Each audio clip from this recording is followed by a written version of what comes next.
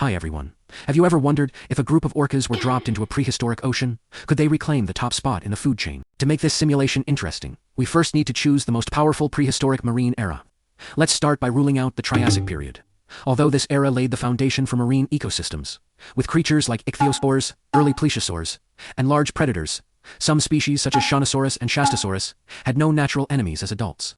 These giants could provide plenty of food for Orcas, and from a trophic perspective, Orcas could easily dominate the Triassic seas. However, there are two fatal problems. First is the extreme heat.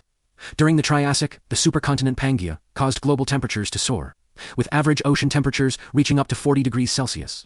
Orcas are adapted to temperate and cold waters, so such high temperatures would disrupt their metabolism and cause thermoregulation failure. Second is the extremely sparse ecosystem.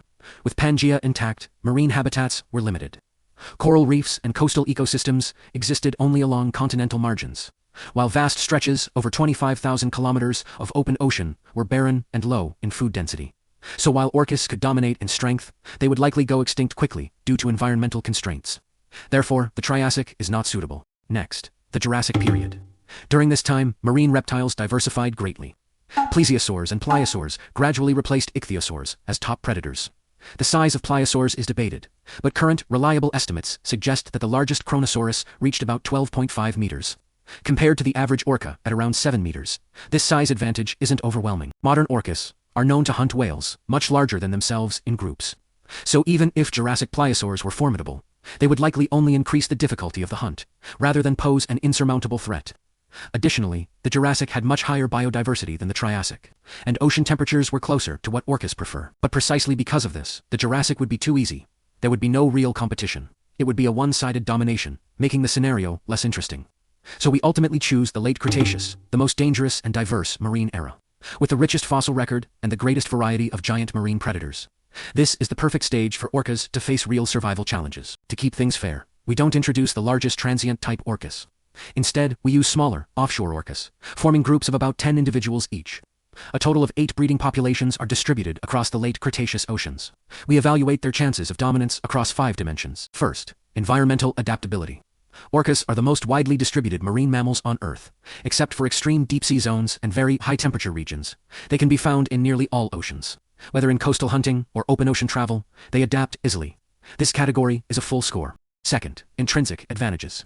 Even smaller, offshore orcas average about 6.5 meters in length and weigh as much as several cars. More importantly, they are highly social. Typical pod sizes range from 2 to 15 individuals, and in special situations, they can form superpods of up to 200. This level of coordinated group hunting is unmatched in marine history. In contrast, most late Cretaceous predators, mosasaurs, plesiosaurs, and prehistoric sharks were likely solitary hunters. Even more decisive is intelligence. Orca hunting strategies are not purely instinctual, but culturally transmitted across generations. For example, they can create waves to wash seals off ice floes. No prehistoric marine reptile could match this level of learned behavior. Third, food sources. The late Cretaceous ocean would be like an all-you-can-eat buffet for orcas. Their diet is extremely diverse. They can eat almost anything. Ammonites, bony fish, prehistoric sharks, seabirds, small mosasaurs, sea turtles, and plesiosaurs would all be on the menu. None of these prey species could withstand a coordinated orca attack. Even large plesiosaurs would stand little chance against a group. Food availability would not be a concern. Fourth, critical disadvantages. This is where risks appear. Orcas are warm-blooded and have very high metabolic rates. An adult orca needs to consume around 150 kilograms of food per day. This creates a major risk. Overhunting, orcas could deplete local prey populations quickly, destabilizing ecosystems, and eventually causing food shortages for themselves. Another disadvantage is slow reproduction. Orcas have a gestation period of about 17 months. Offspring take 8 to 13 years to reach sexual maturity, and around 25 years to fully grow. Females give birth to only one calf at a time, with intervals of 3 to 5 years, or even up to 10 years. In contrast, mosasaurs and plesiosaurs likely had multiple offspring per birth, and matured faster. Their populations could recover much more quickly. This gives orcas a long-term population disadvantage. Survival competition, 3 apex predators who could threaten the orca.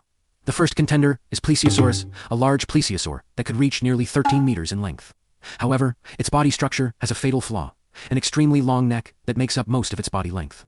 Its small head has almost no offensive capability, and the thin neck is highly vulnerable to injury. The bite force of Orca is comparable to that of a saltwater crocodile. A single bite could easily snap the neck of a plesiosaur, killing it almost instantly. The second threat is Cretoxyrhina, a prehistoric shark that could grow close to 8 meters long, larger than an average offshore orca. It was one of the dominant predators of the late Cretaceous seas. A lone orca would not have a guaranteed victory against such a shark. However, orcas almost never hunt alone. Using coordinated teamwork, the orcas would flip the shark upside down, triggering tonic immobility, and leaving it helpless before the pod moved in for the kill. The third and most dangerous opponent is the mosasaurs, especially the massive Hoffman mosasaur.